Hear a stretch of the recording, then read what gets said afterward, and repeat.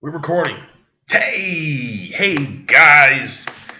Hey Gary, hey Chris, how you doing? Once again, thank you guys so much for letting me jump in on your vlog and give my 2 cents. I've been watching all your videos, and I'm really, super stoked about getting involved in the conversation. um, so thanks for that. I've kind of wanted I wanted to shoot a video before now, but I've just been just super busy. I mean, I haven't even really been. I've been recording my own podcast and I even loading them because I just haven't had time to edit them. And the only reason I have time to shoot this video is because I'm working. I'm traveling for work, and right now I'm actually in Sioux City, Iowa, and I'm at the hotel, and I just had like a little bit of time to kill. So I'm like, hey, fuck it, let's get on here and like record one of these videos for the vlog. Social drinking. Speaking of which, today I'm drinking a Foxy Lady.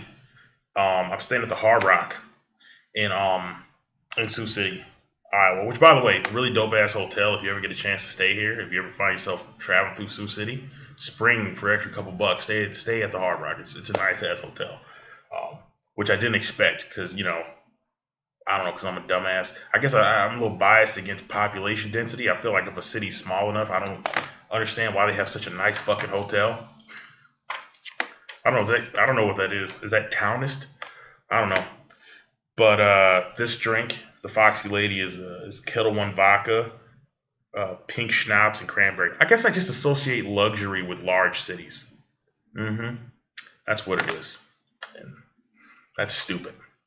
But anyway, I've been listening to your videos, and I just wanted to comment on a couple of things you guys were talking about.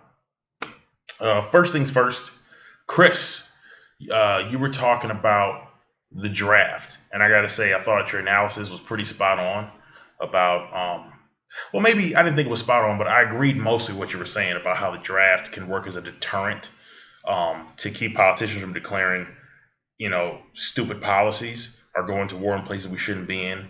I guess the basic reasoning for that is if there's if the force that's fighting is sort of random and anybody can go, anybody's kids can be drawn, everybody has an incentive to get involved in the political process and really be invested in what's going on and where their family is being sent and preventing politicians from making dumbass decisions about countries that we invade and putting our kids' lives in danger. Whereas if it's a volunteer force, it's just more difficult to get people to give that much of a damn. It's cynical, I think, but I think it's honest also just to acknowledge that people are sort of, we care about the things that affect us personally.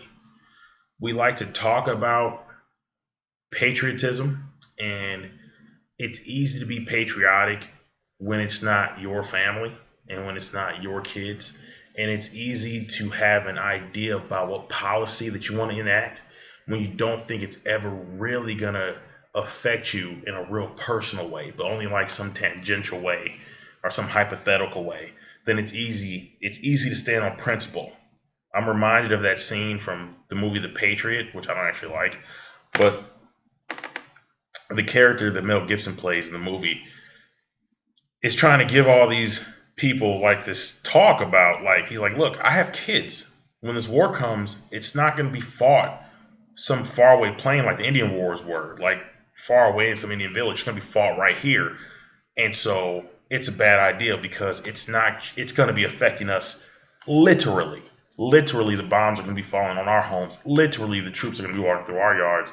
And so it matters, the decision that we make. And I feel like that is the truth. I mean, that's the real deal. When people think that it's going to be personal, they're more thoughtful. And they're more cavalier when they think that it's not really going to affect them, which is why the only addendum I would make to your assessment is I think that the draft is a great idea, or like you were saying, something about the Israeli, what is it, the Israeli fighting force, or I don't know what it's called. But I know that in Israel, everyone has a mandatory amount of time that they have to serve in the military. And the only way that I think that would work as a deterrent to shitty policies is if there's no way to get out of the draft, and hear me out here, because the draft tends to affect, I think, my understanding is that the draft tends to affect poor people more because wealthier people have more excuses to get exemptions. They have more exemptions available to them. So they're going to college, and so they can become exempted. Or they have maybe political connections, so they can find ways to get cushier positions or safer positions in the military that prevent them from getting into harm's way. So long as you have situations like that, where there are these ways around it, you're going to reduce the effectiveness of the draft as a deterrent to war. Because like the main deterrent is the fact that people have to take it, it has to affect them personally. Now, if you're poor, you don't necessarily have influence. You don't have influence. And if you don't have influence, you can't really affect policy. And so it doesn't matter if the draft is instituted and there's a bunch of poor people going to war. Because the other part about that is that not only can those people not really affect policy, but when you have periods of really strong sort of nationalism going on, national pride, and you get everybody in an uproar. Good example of times in American history like that are like right after the bombing of Pearl Harbor, right after 9/11, times where everyone's in a furor and people really feel vulnerable. It doesn't matter if you have a draft or not. You can make those things happen. And so I think the only thing that will make a draft effectual is if the policymakers have an actual dog in that fight and not a hypothetical one. Like it's not just about their pride or they want their policy or their foreign policy to be seen as effective, but they know that their kids might actually end up fighting. I think if the draft would work if the president had to worry about his son being drafted or his daughters, and then the draft would work. Then the draft would be a real deterrent. So that's the first thing. Second thing, I was listening to Gary. I was listening to you talk about the Syrian refugee thing, about how you feel like people aren't doing enough research to discover just how safe or how dangerous taking in refugees from Syria actually is. I am guilty of not doing that research. I'm mostly, I don't care about refugees coming to our country. I feel like my main feeling about shit like that is people that want to come to your country, wherever your country is, people that want to come there are usually want to come there for good reasons 99% of the time, because it's not easy. You were saying get into the United States via the refugee program or whatever it is. Gaining refugee status is like the hardest way to get to the United States. So people that are doing that really want to get here, and 9 times out of 10, it's because they think they're going to have a better life here. And most of these refugees don't want to be leaving Syria, is my understanding. My understanding is it sucks right now because there's a bunch of fucking crazy lunatics, ISIS over there, who think Allah wants them to kill all the goddamn infidels, and these people are fleeing for their fucking lives. And I was listening to this guy named Dan Carlin, who is a political commentator, and he made a really awesome point that I never thought of before until he said it. What he said was, those attacks in Paris, the Paris attacks, people don't really understand what the point of them was. Now, I think he said it's a multifaceted thing. Yes, they're attacking Paris as a way of punishing Paris for its role in the effort to fight against, I think it's against ISIS. I think that's what they're doing, right? Like, I think Paris or France is actively fighting ISIS. I think they're using missile strikes. Fuck, I am so uneducated about this shit. I feel dumb. But the point that he was trying to make, the overall point was, the other thing that they're trying to do is they're trying to create tension between Westerners and Muslim refugees, because their essential philosophy is that they're trying to create a perfect Islamic state. And part of their philosophy or their understanding is that if they create a perfect state, it'll be the perfect place for Muslims to live And yet all these fleeing Muslims who are running in terror to leave that place, that flies in the face of their agenda. It makes them look like idiots. It makes them it points out that it's not working. That in reality, this quote unquote paradise they're trying to create is a nightmare for most people. It's a hell on earth. And even their own people, the people that they're trying to motivate to stay and to be a part of this, they don't want to be a part of it and they're leaving. And he said that one of the goals of an attack like that is to scare the hell out of the rest of us in order to make us push those people back into Syria. A lot of people don't know this, but one of ISIS's main forms of income is taxation. They tax the people that are stuck there. They tax them. And the taxation makes up, I think, 20 to 25% of their income. Every person or every family that leaves Syria is denying them tons of money that they need in order to operate. And they need that money because their takeover of that region is a human rights fucking travesty, and people are starving, and people don't have electricity or running water and all the basic necessities that we take for granted. And so they need those people to stay. They want us to not take those people in. By not taking those people in, we actually make them stronger. And we allow them to solidify their political base, because when the people that are stuck in that society, that are stuck over there, they don't have a choice but to interact with that social structure or that political structure. They have to eat. They have to work.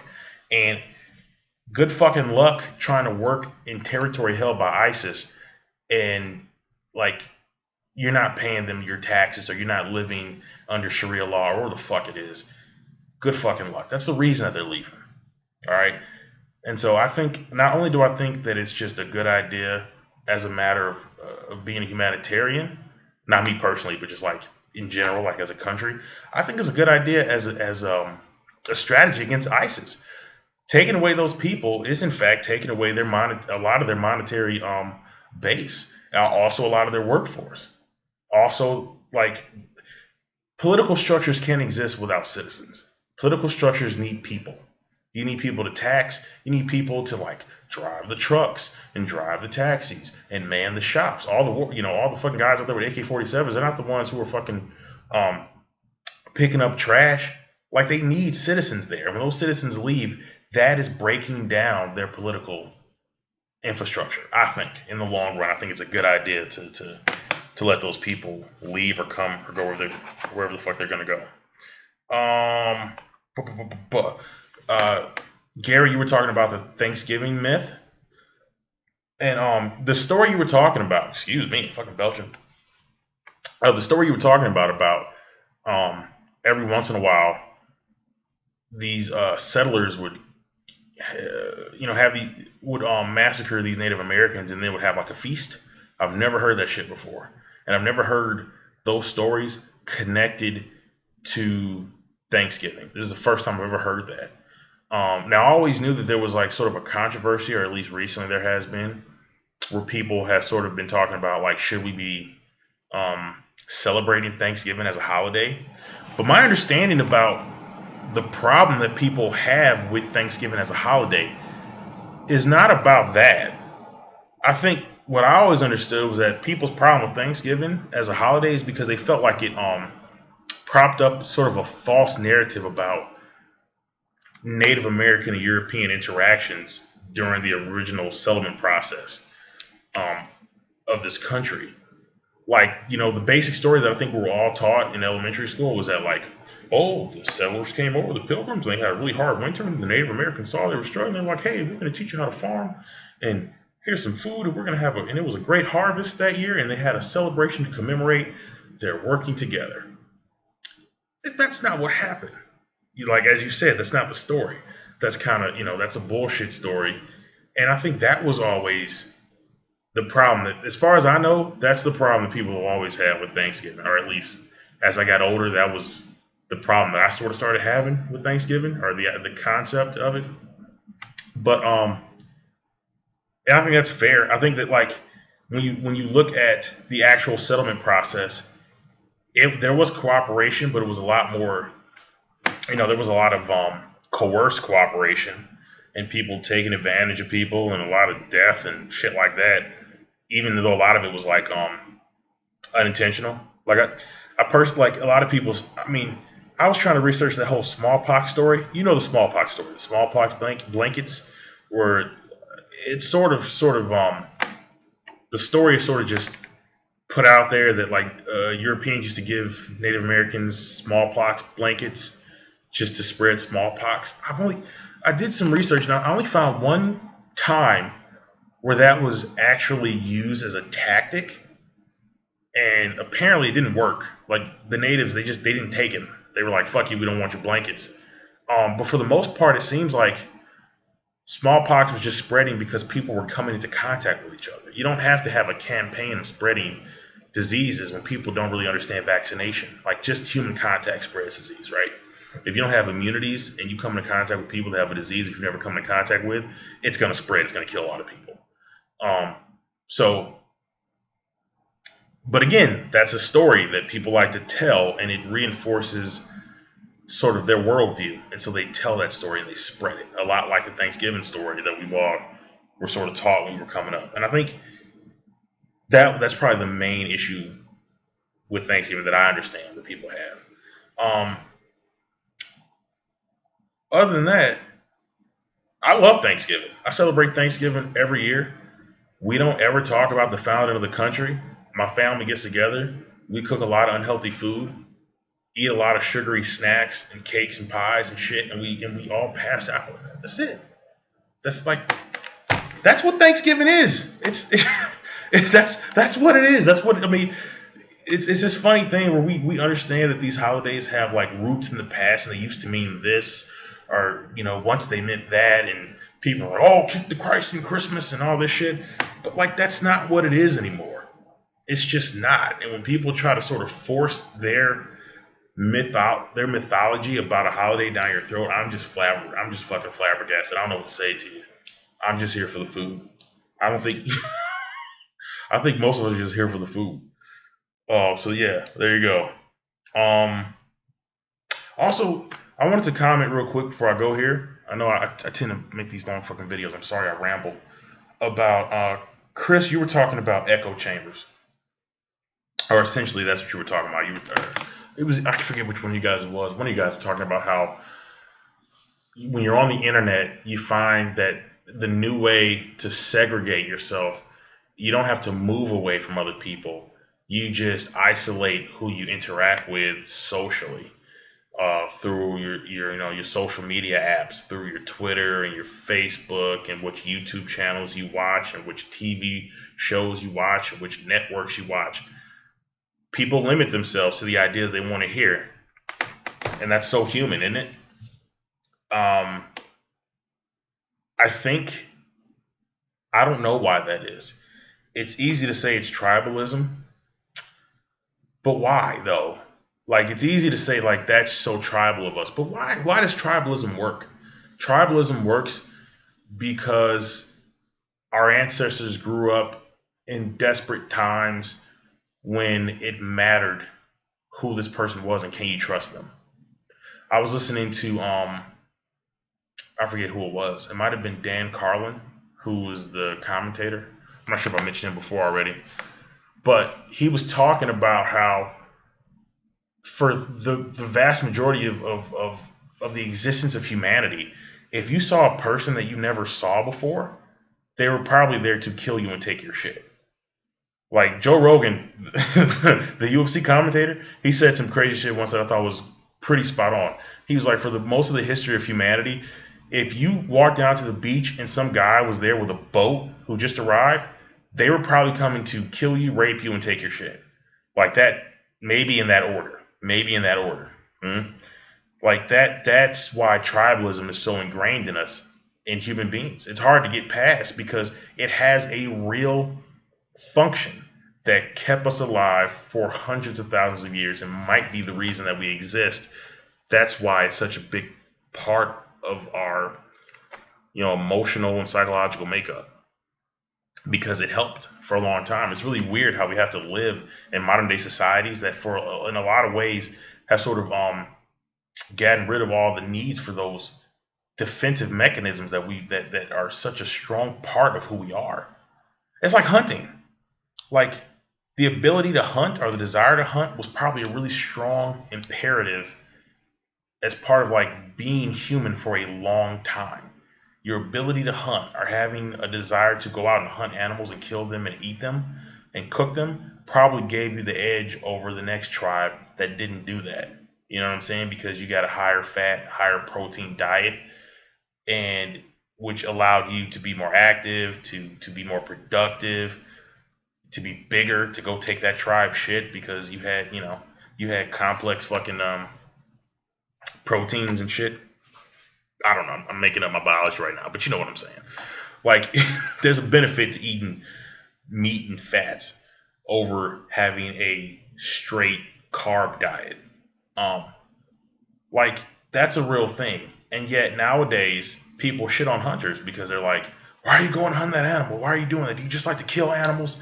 Well, no, that's sort of like that's kind of part of being human. And we kind of like, and it's not necessary today. And so we look at it with disdain. And a lot of people pretend like they don't understand it. I don't hunt. I've never hunted before. But I understand why someone would want to hunt. Like, I get that. I get the desire to do that. And so whenever anyone's talking about human emotions or human interactions that seem antiquated, I'm always just reminded that we're still those people. We're still those people. As shitty as it is that we like to go and shoot animals and hang their heads on our walls, or we feel these tribalistic urges, and we do have to try to find ways to mitigate all that. I'm reminded that those are just very human characteristics, you know? And as shitty as they seem, they're kind of the reason that we're here, is because our ancestors, if you're alive today, you had ancestors that loved to hunt and were probably tribalistic as fuck. So yeah, that's it.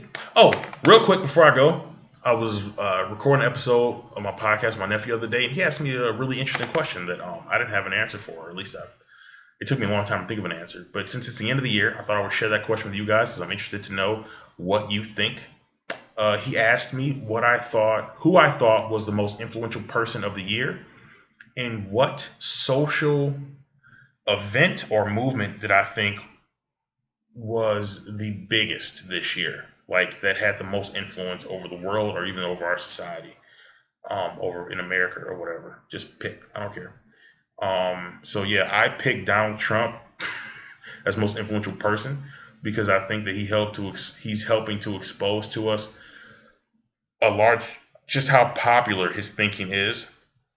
A lot of times, like you were saying, we get stuck in these echo chambers and we forget that the way that we see the world sometimes isn't actually the most common way to see the world. It's just the way that we see the world.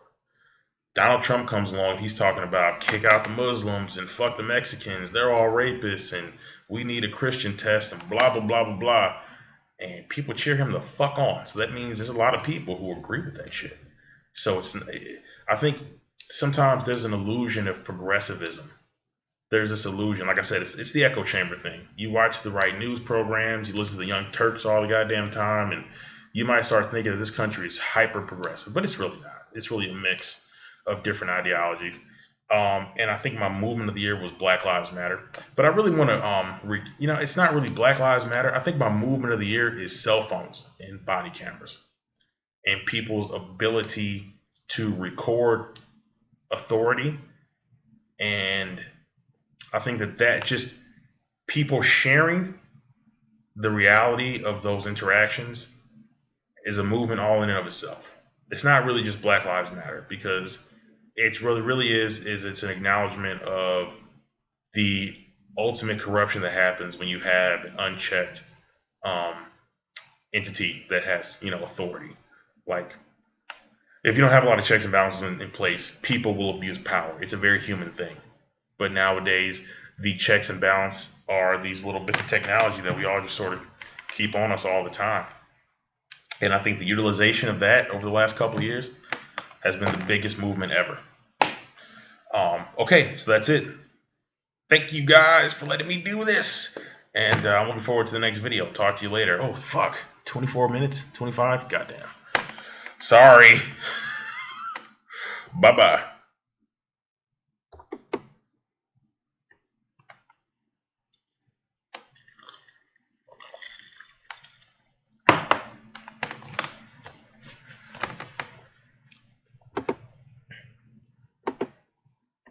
Oh, shit, stop.